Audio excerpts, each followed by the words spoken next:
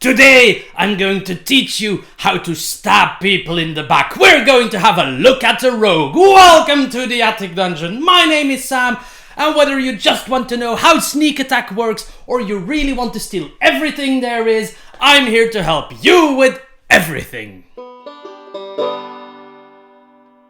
So we're having a look at the sneakiest of classes, the Rogue, a very popular class, but I must admit I've never played one myself because it isn't really my style. Don't worry, I do actually know a lot about the class, as I know a lot about D&D in general. Modesty is also one of my better traits. No, I'm actually trying to shorten these class videos a little bit, so let's cut the bullcrap and go straight to what makes the Rogue awesome. First off, what does a party expect from a rogue? Two things, mainly a lot of damage, and you are going to be the party's scout in a lot of cases. What party doesn't expect from you, and you shouldn't do, is steal all their stuff all the time. Really, don't do it. That's just how I want to smack rogues around the table. It's one of the reasons I don't like the class. I've seen so many players steal stuff all the time that it annoys the hell out of me. On we go. Defensive traits of the rogue. You gain a D8 hit die, which is decent. You're out there with the cleric, the druid, some other classes. You're good. It's decent. You're not gonna tank a Tarrasque, but you'll be fine. Armor-wise, you gain light armor, which is the equivalent of being slightly less soft than a wet paper bag. You're a regular paper bag. Now, the good news is, since rogues are a dexterity-based class, your armor class will go up because light armor allows you to add your full dexterity modifier to the armor class, and I'm expecting you to pump up dexterity like there's no tomorrow. Then we come to saving throws. The rogues get proficiency in dexterity and intelligence saving throws. Again, dexterity save, really good. A lot of nasty spells and effects, actually, like traps, rely on dexterity saves or rely on you failing dexterity saves rather to damage you for a lot of damage. So the rogue, being a dexterity class with proficiency in a dexterity save, is actually not going to get damaged by these things that much. Go rogue. The other save is intelligence. It's a bit more situational. Really good if you're up against mind flayers. So at best it is a very well, it depends on what you're playing really, but as with all classes, every class has this awesome save and this situational save. Intelligence is your situational save. There you go. Then we have a look at weapons. You get proficiency with simple weapons, as everyone does, and then you have this very specific list of martial weapons. You have the hand crossbow, the longsword, the rapier, and short swords. Those are martial weapons that you can work with. Now, longsword sounds cool, but actually, as a rogue, you won't be using a longsword. It kind of conflicts with your main class ability, actually. So, this is a relic from past editions. Just kindly ignore it and walk on. Then we come to skills. Rogues are top of the line when it comes to skills. You get to select 4 skills out of a list of 10, 11 skills. Most classes get to pick 2 out of a list of 6. You get 4 out of 10, 11. You are probably the best skill monkey when it comes to specializing in skills, whereas the bard is the best skill monkey to kind of be the generalist who's good in everything. There you go. Now that's the basic stuff that you get. Let's have a look at the actual roguey abilities. We'll start off with expertise, a skill that, a class feature that is going to make you even better at skills. Starting from level 1, you get to pick 2 proficiencies, so 2 skills or thief tools. You're also proficient with thief tools. I almost forgot it. You're a rogue, of course you are. So you can choose either 2 skills or 1 skill and your thief tool proficiency, and you get to double your proficiency modifier for that skill. That means you have to be proficient in the skill, of course. So you select a proficient skill and or another skill, thief tools, and you get to add your proficiency bonus twice. You gain this again at level 6, so you can either have 3 expertise skills and thief tools or 4 expertise skills. This means you're highly specialized in some areas. Again, one of the reasons a rogue is a really good skill monkey. You might be seeing also that I'm going to repeat the levels. Instead of doing the 1 to 20 lineup that I usually do, I'm going to do the ability and repeat at what levels you get it. Hopefully this cuts down the length a little bit. Next up, we have the main most important feature of the rogue, and that is sneak attack.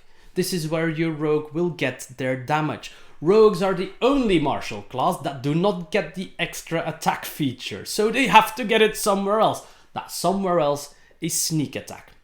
It allows you to add extra damage when you're attacking with a ranged or a finesse weapon. Important. So the longsword is out. And you have to meet one of two conditions. Either, simplest one, you have to have advantage on the attack roll for whatever reason, or next to the enemy that you're attacking, there has to be another enemy of your enemy. This is complicated language. For half the time it will be another party member. But if you're in some weird three-way battle for some reason, if you're here, your enemy's here, and then another enemy of the third party is here, you can also sneak attack. This kind of symbolizes your enemy being distracted because there's multiple people around him. Now, as opposed to previous editions, which sometimes had flanking rules, I remember 4th edition for sure had flanking rules, 5e does not have them. So flanking someone does grant you sneak attack, does not grant you advantage. So this is not why you can sneak attack. It is the flanking on its own that allows you to sneak attack. So either you have advantage or you're sneak attacking. These are the two things that you have to keep in mind. Then you get to add, at level 1, a d6 extra worth of damage, which is pretty nice actually, since you can do it every turn. Every turn, you say? Don't you mean every round? No, I do mean every turn. It is possible for a rogue to sneak attack during their own turn, and then if they would be able to perform an attack of opportunity as a reaction, that is also a turn. It's a different turn in the same round. So then you can sneak attack again on your attack of opportunity as long as you have advantage or your enemy is being flanked. There you go. The damage increases every 2 levels. You add an extra d6. So if you manage to play your rogue all the way up to level 19 or 20, you will end up with 10 d6 on a sneak attack. And don't forget, ladies and gentlemen, if your rogue manages to land a critical hit, you get to double all of the damage die. That's not just your weapon die, that is also all of your sneak attack dice. So hopefully some of you get to experience that glorious moment when at level 19 you crit and you get to roll 20 d6s for bonus damage. Eat your heart out, fireball. So that is sneak attack. It's where you're going to get your damage. It scales really well with your general class level. Just go for it, enjoy it. It does mean that you only have 1 attack per turn to land this though, so that's sometimes kind of the disappointing bit about rogues. You either hit for a really explosive amount or you miss. That's why rogues, a lot of people like to dual wield as a rogue, because you have 2 attacks, hence 2 chances to hit with sneak attack, but the bonus action is used a lot by rogues for other things as well, so it's not always the easiest option. There are other ways to gain your sneak attack. We'll get to that as we move on. Oh yeah, the last thing you gain at level 1 is of course Thieves' Cant. This is it's kind of a language, but it's not necessarily a language on its own. It's a collection of symbols, words, code words, gestures that you and other criminal elements of the world know, and you know how to communicate with them. So the obvious one would be a certain dialect word that nobody else understands, sure, but also using certain code words in a conversation. Let's say you're talking with 3 people and one of them is also versed in Thieves' Cant. You could be using words in your conversation that seem relatively normal to the others or a bit out of place but not weird, but the other person who's proficient in Thieves' Cant knows that you're trying to convey a secret message to them. So this opens really cool role-playing things actually.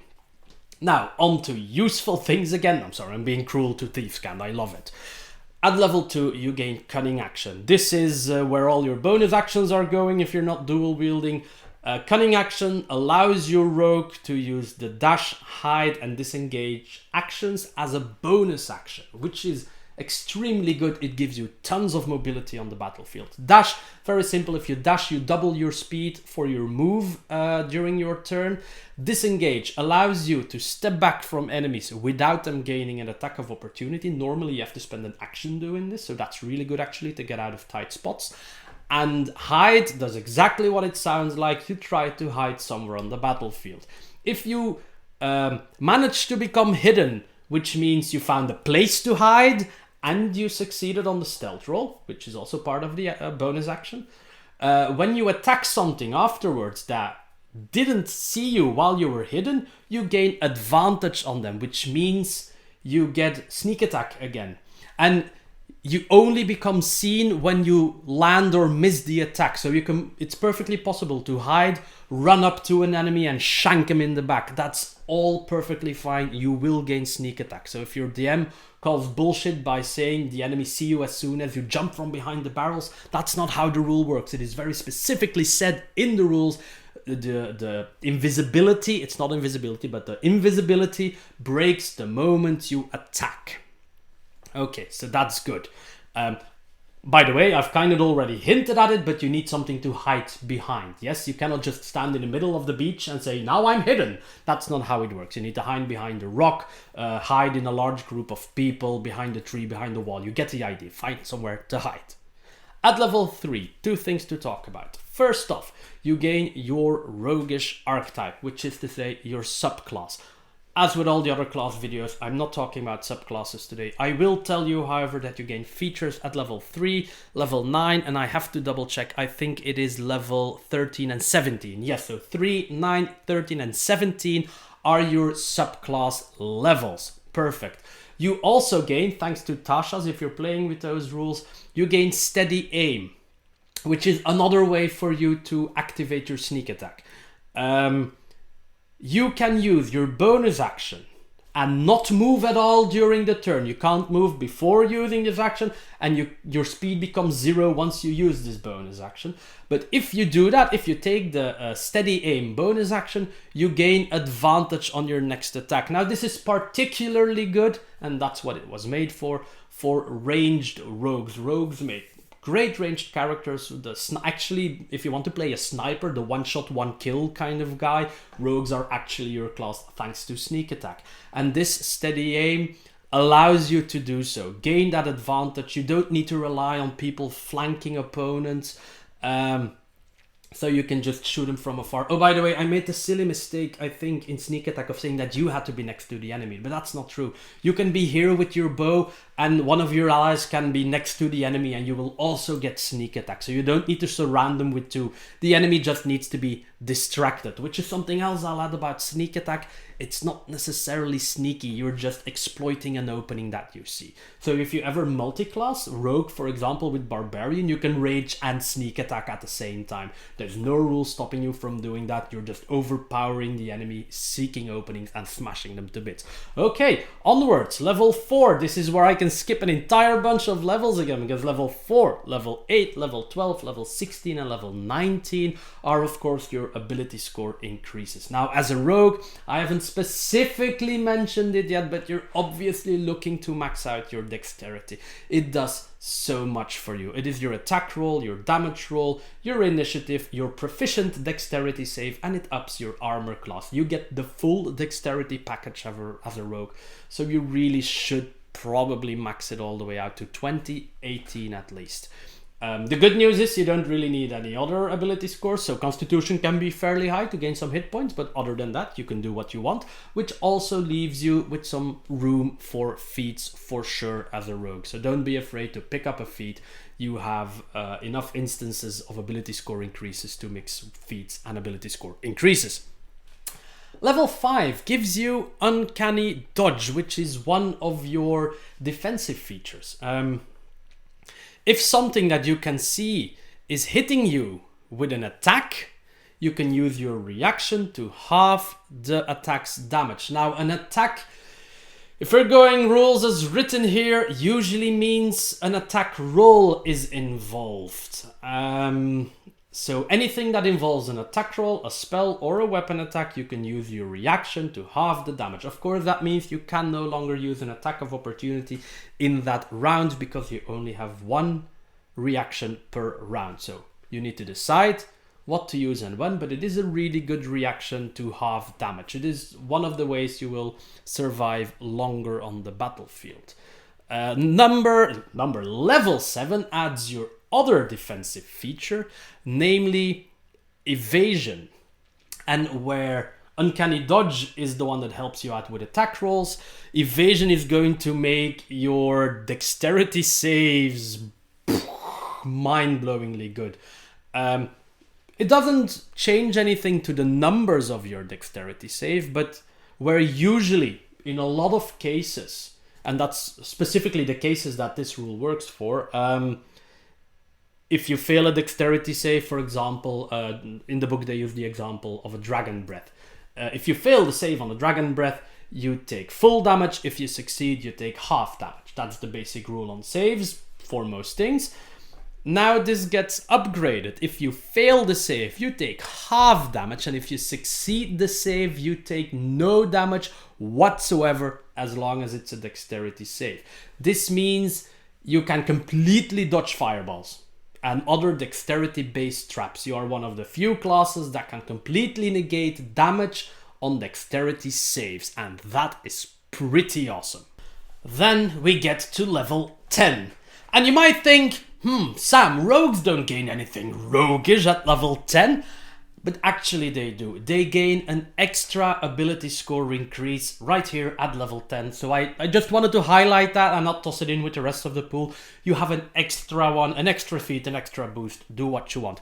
Level 11 though gives us the very amazing reliable talent. And that says that for any ability check to which you may add your proficiency bonus. So in general, this is going to be your skills in which you are proficient, but also, for example, any roll involving your thief's tools is also adding your proficiency bonus. Maybe your rogue can play an instrument, and then when using this instrument, you usually also get to add your proficiency bonus. So this also counts, actually. You don't have to be proficient in it. It doesn't have to be a skill in which you are proficient. You just have to have your proficiency added to the roll, which obviously includes your proficient skills. But anyway, when this is the case, you may treat any number that is 9 or lower as a 10. Now, a quick example here. At level 4, your proficiency bonus is 4. At level 10 rather, I'm messing things up, my god. At level 10, ladies, gentlemen, and everybody else out there, your proficiency bonus is plus 4. Let's say you are proficient in the stealth skill and you have this wonderful 20 dexterity by now. That means 5 from your dexterity, 4 from your proficiency modifier. That means you will never roll lower than a 19 on stealth. If stealth is one of your expertise skills, you get to add another plus 4. And that means you can never stealth for less than a 23. That is pretty good considering you have 4 expertise thingies to hand out. That's a lot of skills that if you bump up the relevant ability modifier, of course, that are not going to fail all that often anymore, which is really good. Oh yes, level 14 gives you blind sense. It's a 10 feet blind sense, so as long as you can hear, it relies on hearing this. You can see anything invisible in front of you. Within 10 feet, anything that is invisible, you can still see and thus can attack without disadvantage and all those things, which is situational, but pretty cool. Functions in complete darkness, of course. If your race doesn't have dark vision and you're stuck in darkness, this will help. Against invisible creatures, it will obviously help. Situational, but cool. 15 is Slippery Mind. That one's very simple. You are now proficient in wisdom saving throws. There you go. You have decent resistance versus mind control, which is never bad to have because a lot of DMs, including myself, really don't shy away from mind controlling the occasional party member for funsies. So yeah, there you go. Wisdom proficiency in your saves will keep your mind where it needs to be, namely in your head, clean from any invaders. Oh yes, at level 18, of course, you gain elusive. This is very simple, but actually really strong, I think. As long as you are not incapacitated, no attack roll can have advantage against you. Wow. I mean, this is very simple, and obviously it's also kind of situational, but there are quite a few creatures out there with ways of gaining attack, turning invisible, which is already kind of hard against you, but hey, ranged creatures with invisible can still hit you for a lot. Other ways, anyway, you don't grant advantage to anything anymore. Really good. I was talking about that silly combination with Barbarian in the beginning. If you go really high on the Rogue and really low on the Barbarian, you could technically be using Reckless Attack, which is level 2 Barbarian feature, which grants you advantage but gives everything else advantage against you in combination with this, and now you have advantage on every attack you do ever, but nobody has advantage against you. It's not the best power combination, but it's a fun silly trick to do, to be honest. And then last but not least, the Rogue Capstone ability. It's not bad. It's not the Barbarian Capstone, which is awesome, but it's better than some of the other ones. It is Stroke of Luck. Basically, when you attack and you miss and your target is within range, which sounds logical, otherwise how would you attack? You can turn any miss into a hit. Also, if you fail an ability roll, you can turn the d20 into a 20. So this is just pulling shenanigans, really. This is manipulating the dice, which is one of my favorite things to do. So I'm kind of sad that this is a capstone ability, but it makes sense that you can't multi-class into this thing. And this feature can be used once and will reset on a short or long rest. And there you go. That is the complete Rogue explained well under 50 minutes. Wonderful. Well done, Sam. Thank you. Now, ladies, gentlemen, other people out there, if you have any questions about the Rogue, don't hesitate to ask them in the comments down below. Hopefully this cleared up some of the roguey business for you. I think I've done 6 out of 13 classes now. We'll get there at some point. Hopefully I'll see you all again in 2 weeks in the Attic Dungeon.